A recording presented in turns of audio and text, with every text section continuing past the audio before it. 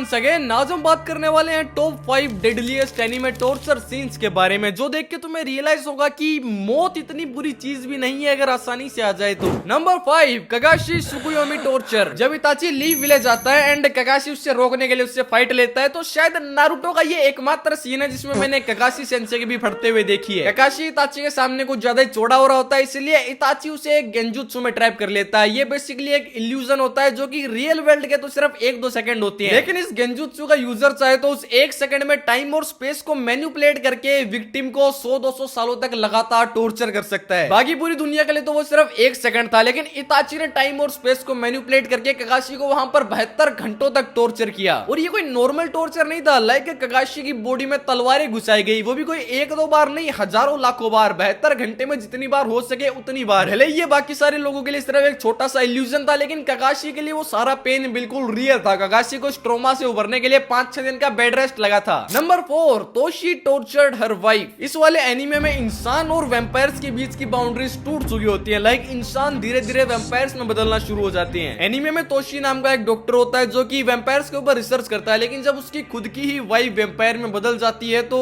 तोशी एक साइकोपैथ बन जाता है। तोशी की वाइफ भले ही एक वैम्पायर बन जाती है, लेकिन उसके पास ह्यूमन इमोशंस होते हैं, लाइक जो यादें उसके पास ह्यूमन फॉर्म में थी उसके पास वैम्पायर फॉर्म में भी होती है। लेकिन जैसा कि मैंने कहा, तोशी अपने वाइफ के वैम्पायर में बदलते ही एक साइकोपैथ बन गया। तोशी ने अपनी ही वाइफ को एक टेबल पे बांध के उसके ऊपर एक्सपेरिमेंट्स करने शुरू कर दिए, उसकी बॉडी को धीरे धीरे काटना शुरू कर दिया। तोशी की वाइफ बुरी तरह दर्द में तड़प रही थी, उसे समझ नहीं आ रहा था कि उसके साथ क्या हो रहा है, बट तोशी वहां पे रुकता नहीं है, वो उसे और बुरी तरह से टॉर्चर करता है। वो उसकी बॉडी पे कट्स लगाना शुरू कर देता है, लेकिन वैम्पायर होने की वजह से उसके कट्स बार बार हील होते रहते हैं, लेकिन तोशी बार बार ये प्रोसेस रिपीट करता रहता है। उसकी बॉडी में पेस्टिसाइड्स इंजेक्ट कर देता है, उसके हाथों की नसें काट देता है, उसकी बॉडी में कट्स लगाता रहता है, उसके ब्रेन में ड्रिल से एक छेद कर देता है, और आखिर में तोशी अपने वाइफ की चेस्ट में एक बड़ी सी लकड़ी की कील ठोक देता है।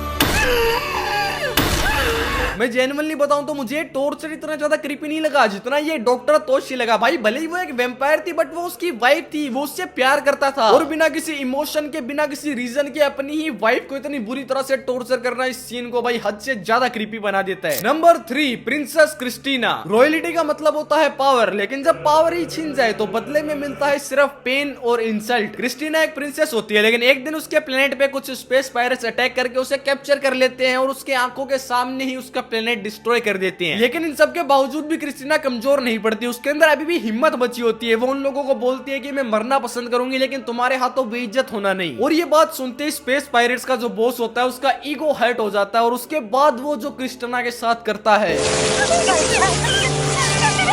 वो अपने साइंटिस्ट को बोल के क्रिस्टीना के ऊपर एक्सपेरिमेंट्स करवाता है। उसकी बॉडी को चीर फाड़ करके, उसके बॉडी पार्ट्स को तोड़ मरोड़ के उसे एक मॉन्स्टर में बदल दिया जाता है। क्रिस्टीना की आंखें उखाड़ के उसकी हथेलियों पे लगा दी जाती है ताकि वो अपनी ही गंदी शक्ल अपनी आंखों से देख सके। क्रिस्टीना की आधी बॉडी मॉन्स्टर में और आधी बॉडी एक पिघले हुए मोम टाइप सब्सटेंस में बदल जाती है। इसके बावजूद भी वो क्रिस्टीना को छोड़ते नहीं है, बल्कि उसे एक लैब रेट की तरह एक टेस्ट ट्यूब के अंदर रखती है। और जब हमारा मेन कैरेक्टर उसे रेस्क्यू करने के लिए जाता है, उसके मुंह से सिर्फ 2 वर्ड्स निकलते हैं, मुझे मार दो। नंबर 2 मिटी फ्रॉम मेड इन अबाइस। ये वाला एनीमे इतना ज्यादा डार्क है कि लोग इसे बजर्क से कंपेयर करते हैं, क्योंकि गट्स तो चलो फिर भी एक ग्रोन आदमी था, लेकिन इसमें जो भी हुआ है सब बच्चों के साथ हुआ है। बॉन्ड्रूड नाम का ये बंदा भाई, इसने जो साइंस और रिसर्च के नाम पे गुल खिलाए हैं, भाई शैतान भी शर्मा जाए। ये इंसान देखना चाहता था कि अबाइस की 6th लेयर से ऊपर आने में जो कर समय मिलता है उसको हटा कैसे सकते हैं, इसलिए इसने 2 छोटी बच्चियों को, जो कि इसे अपना बाप मानती थी, उन्हें एक एक्सपेरिमेंट टूल बना दिया। इसने उन दोनों लड़कियों को एक एलिवेटर पे बिठाया और अबाइस की 6th लेयर पे भेज दिया। अबाइस में एक रूल होता है कि नीचे जाना तो आसान होता है, लेकिन जैसे जैसे तुम एक एक लेयर ऊपर आओगे तुम्हें कर्स मिलता जाएगा, और जो 6th लेयर से ऊपर आने पे कर्स मिलता है उसकी वजह से मिट्टी की बॉडी एक मोमबत्ती की तरह पिघल रही थी। लाइक भाई वो अपनी बॉडी को ऐसे मेल्ट होते हुए फील कर पा रही थी। वो लिटरली दर्द में चिल्ला रही थी कि मुझे मार दो, मुझे मार दो, लेकिन 6th लेयर से ऊपर आते आते भाई वो एक मांस के लोथड़े में बदल चुकी थी। वो ना बोल सकती थी, ना चल सकती थी, और बॉडी पार्ट्स के नाम पे उसके पास सिर्फ एक आंख बची थी। वो बस मरने की भीख मांग रही थी, बट ये पॉसिबल नहीं था क्योंकि कर्स की वजह से वो इमोर्टल बन चुकी थी, मतलब उसे हमेशा के लिए ये दर्द सहना पड़ेगा। और ये सब तो बस शुरुआत है भाई। इन सब के बाद इस बॉन्ड वर्ड नाम के आदमी ने मिट्टी के ऊपर अलग अलग एक्सपेरिमेंट करे, उसकी बची हुई एक आंख भी इस आदमी ने फोड़ दी। वो बस दर्द में तड़प रही थी क्योंकि वो मर भी नहीं सकती थी, और ये सब हुआ उस टाइम उसकी उम्र सिर्फ